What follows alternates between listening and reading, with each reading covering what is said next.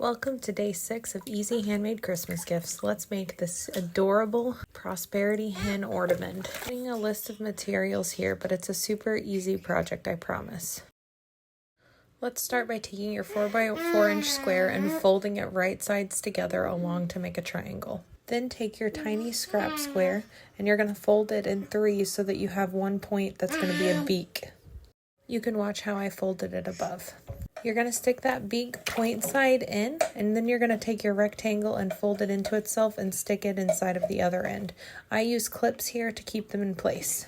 This project really does come together really quick. Because I want you to see how I actually do this, I'm going to let this play out in real-time speed. Let me tell you a little history about prosperity hens and why this makes a good ornament. In India, they believe that having just a hen or a flock of hens is very prosperous, or means that you will have good fortune. So the women make these little prosperity hens out of fabric and hang them in their doorways or window sills to invite good fortune into the household. As you can see, we are going to now sew that together, leaving a gap for turning.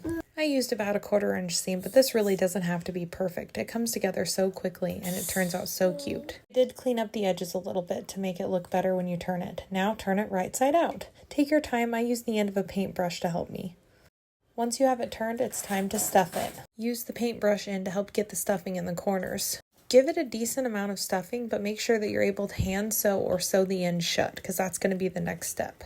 Now take your scissors and snip that little tail in a few places to give it a little fluffy tail look. Now it's time to sew that opening closed. You can either hand stitch it or shove that stuffing in far enough to use the sewing machine. I then take crochet thread and I feed it through at the end of a button. I have these cute little handmade buttons that I use, and I thread it through a bigger needle. Once you have it threaded through the needle and around the button, you're going to take it and push it through the bottom of the hen and through the top.